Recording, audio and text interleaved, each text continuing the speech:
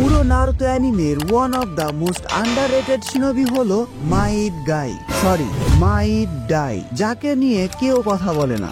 অনেকেই ডানজো, শিশুই, Itachi, village এল্ডার, এমনকি টেনকে নিয়ে কথা বললেও মাইট ডাইয়ের বিষয়টা আসে না। এটার অন্যতম একটা কারণ হলো স্ক্রিন টাইমের অভাব, কিন্তু তারপরে অনেক কম সময়ের মধ্যে শিনোবি ওয়ার্ল্ড নিয়ে মাইট ডাই আমাদেরকে অনেকগুলো ইম্পর্টেন্ট লেসন দিয়ে গেছে। তাই আজকে এই ভিডিওতে আমরা আমাদের ইটারনাল গেরিনকে নিয়ে কথা বলবো। নারুতো শিপুডেন এপিসোড 418 এবং 419-এ আমরা মাইট ডাইকে একটু ভালোভাবে বুঝতে পারি। এই দুইটা এপিসোডেই as a shinobi Might die কেমন ছিল এবং মাইট গায়ের লাইফে মাইট ডাইয়ের ইম্পর্টেন্স ঠিক কতটুকু সেটা বোঝানো হয়েছে।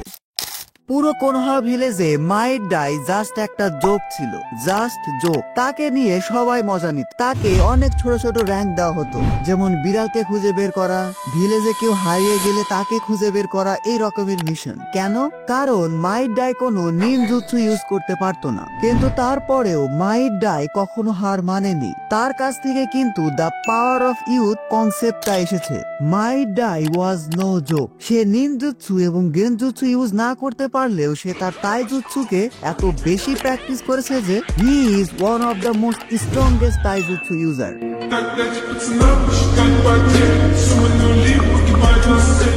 পুরো নারুতো সিরিজে আমরা কিন্তু মাইট ডাইয়ের কাছেই প্রথমবারের মতো 8 ইনার গেট সম্পর্কে জানতে পারি, যেটা একটা forbidden taijutsu but the strongest one. Technically এটা একটু জটিল প্রসেস, বাট একটু সহজভাবে বোঝানোর জন্য বলছি।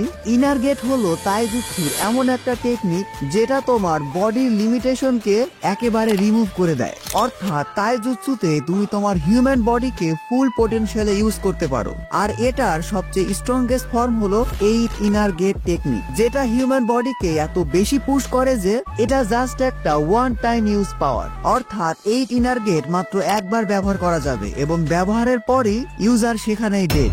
মাইট ডাই তার শিনোবি লাইফের 20 বছর পুরোটা স্পেন্ড করেছে এই তাইজুৎসু মাস্টার করার জন্য, এবং এই 8 ইনার গেট ইউজ করে মাইট ডাই মারা যায়। তো বিষয়টা এমন ছিল যে মাইট ডাইয়ের ছেলে অর্থাৎ মাইট গাই একটা মিশনে খুবই পাওয়ারফুল অপোনেন্টসকে ফেস করে, 7 সোর্সম্যান অফ দ্য মিস্ট। নারুতো সিরিজে যদি সোর্সম্যানশিপের বিষয়টা ধরো, তাহলে এই 7 সোর্সম্যান অফ দ্য মিস্টই ছিল স্ট্রংগেস্ট। এজন্যই মাইট ডাই যখন জানতে পারলো তার নিজের সন্তান মাইট গাই এমন একটা পাওয়ারফুল অপোনেন্টসকে ফেস করতে যাচ্ছে, তখন তাদেরকে বাঁচানোর জন্য সে নিজে সামনে চলে আসে। And the rest is history. Konoha ভিলেজে যেই শিনোবিকে নিয়ে সবাই মজা নিত, যাকে কেউ গোনাতেই ধরতো না এবং উইকলিং বলে তুচ্ছ তাচ্ছিল্য করত, সেই উইকলিং 7 সোর্সম্যান অফ দ্য মিস্ট এর মতো এত পাওয়ারফুল শিনোবিদের জাস্ট তার তাইজুৎসু দিয়ে হারিয়েছিল।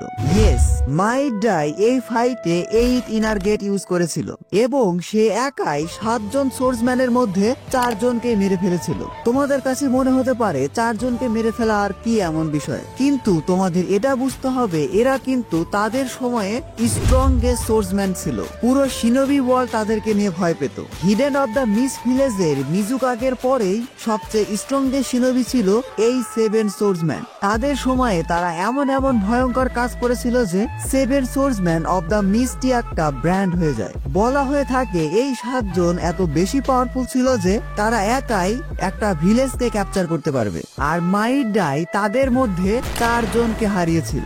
আশা করি এবার বিষয়টা বুঝতে পেরেছ। যাই হোক, যেহেতু মাইট ডাই তার ফাইটের সময় 8 ইনার গেট ইউজ করেছিল এবং সে মাইট গায়ের মতো এতটা লাকি ছিল না যে নারুতো তার সেজ অফ 6 পাথের পাওয়ার দিয়ে মাইট ডাইকে বাঁচিয়ে নেবে, এজন্যই এই ফাইটে মাইট ডাই তার নিজের সন্তান মাইট গাই এবং অন্যান্য শিনোবিদের বাঁচানোর জন্য নিজের লাইফকে স্যাক্রিফাইস করে দিয়েছিল।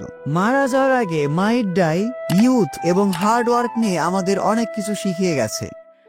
দেখো, রকলির কাছে কিন্তু মাইট গাই ছিল, আর মাইট গায়ের কাছে কিন্তু মাইট ডাই ছিল, তবে মাইট ডাইয়ের কাছে কিন্তু কেউ ছিল না।